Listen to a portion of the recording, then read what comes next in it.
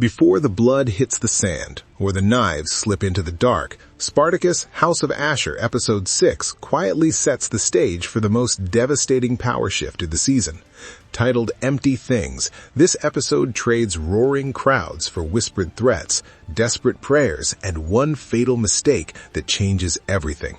Achillia hangs between life and death, alliances are tested behind closed doors, and Ashur comes closer than ever to absolute power, only to lose it in the most brutal way imaginable. Welcome back to Your Nerdy Show. I'm your host, Spoiler Master, and today we're breaking down Spartacus, House of Ashur, Episode 6, unpacking the hidden schemes, the emotional turning points, and the ending that proves in Capua, ambition is far deadlier than any blade. Achillia's fall and the vacuum of power. Achillia's condition defines the episode's tone.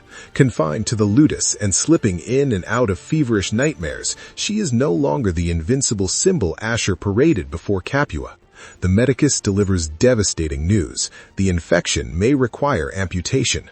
Ashur's response is pure Ashur, not calculated, not political, but violently impulsive. In a fit of rage and denial, he throws his own medicus off a cliff, a horrifying reminder that beneath the silk and schemes, Ashur is still driven by fear and cruelty. This reckless act creates a chain reaction. With Achillia incapacitated and no medicus to treat her, Ashur turns to Korris, sending him to seek help from Opiter. On the surface, it's a simple request born of desperation. In reality, it becomes the catalyst for one of the most important storylines of the season. Where you flee. I merely seize moment towards more favorable vent. Korris and Opiter, love, guilt, and escape. For the first time, the spotlight fully settles on Korris.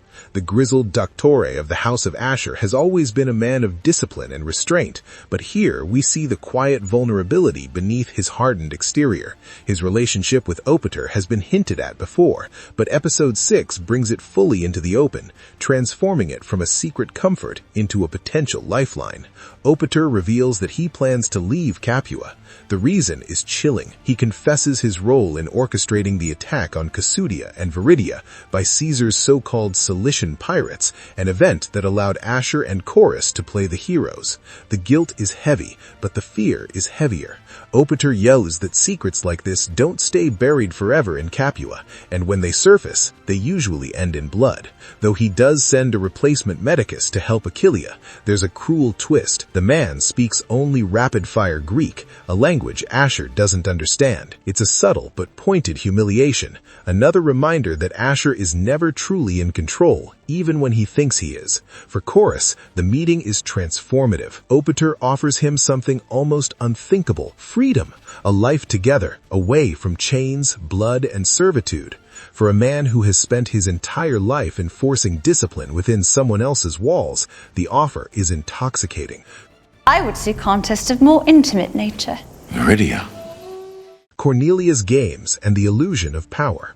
While Korris continues his calculated assault on Ashur's dignity, still squatting in his villa, Cornelia treats his hospitality as a joke, flaunting her ancient and powerful family name, one she claims even Caesar's outweighs. She bathes with his slaves, invites guests without his consent, and generally makes a mockery of his authority at every turn. At first, Cornelia's behavior appears purely sadistic, the indulgence of a bored aristocrat amusing herself by tormenting a social inferior.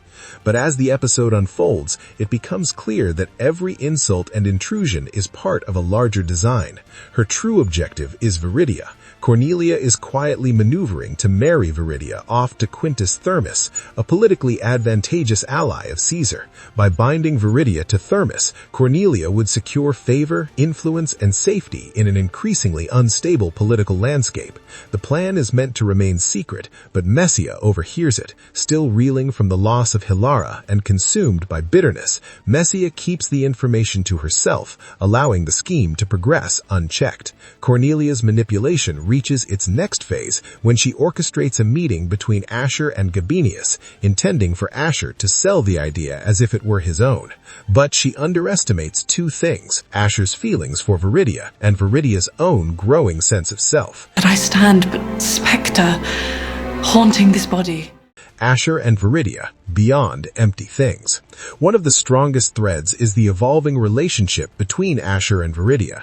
What began as a calculated seduction has grown to something far more dangerous for both of them. Viridia has watched Ashur defy tradition, elevate a woman like Achillia to arena champion, and challenge the rigid hierarchies of Roman society. In doing so, he has cracked open her worldview. Viridia confesses, implicitly and explicitly, that she is tired of being treated as an object, as one of the pretty and empty things that define her existence. Through Ashur, she glimpses the possibility of meaning, agency, and power beyond marriage alliances and decorative roles. So when Ashur meets Gabinius, he does something unthinkable. He speaks honestly. He admits his lack of loyalty to Caesar. He makes it clear that he will not support Viridia being traded away like property. Gabinius, ever pragmatic and self-serving, is more than happy to sabotage Cornelia's plan.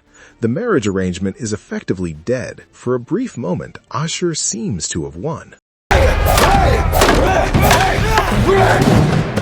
The tournament and the illusion of control. With Achillia sidelined, Korris proposes a tournament to determine an interim champion for the House of Ashur. Unlike previous spectacles, this one is strictly controlled, limited to non-lethal combat within the ludus. The violence is restrained, but the symbolism is immense. Whoever stands as champion will represent Ashur's house and his legitimacy until Achillia's fate is decided. Sabotage emerges victorious in the final bout, defeating Tarchon. But in a move that reveals both Ashur's cunning and his fatal arrogance, Ashur overturns the result. He names Tarchon interim champion and elevates Sabotage to the position of Doctore. The decision isn't about merit, it's about logistics. With Sabotage as Doctore, Korris is free to leave. Everything is falling into place. Ashur's desperation reaches its most human moment when he asks Korris to stay just a little longer, not to train, not to scheme, but to pray over Achillia. For a man who openly rejects belief and mocks the gods, this is a profound admission of fear, and astonishingly, it works. Achillia awakens, pulled back from her nightmares of past violence. She lives, though her future as a fighter remains uncertain. It feels like a victory, a fragile, hard-earned one. You betray me for this semblance of a... The deal that changes everything. Before Korris can leave, Opiter makes one final offer, one designed to secure Ashur's cooperation without resistance. If Ashur releases Korris from service, Opiter will give him everything: his villa, his ludus, and all of the gladiators under his control. The implications are staggering. Ashur, once a disgraced former slave scraping for survival, would instantly become one of the most powerful Lannistae in Capua. His rise would be complete. Despite his reluctance to lose Korris, Ashur agrees. The deal is too good to refuse. For once, it seems like Ashur's ambition has paid off without immediate consequences. But Ashur has always been his own worst enemy.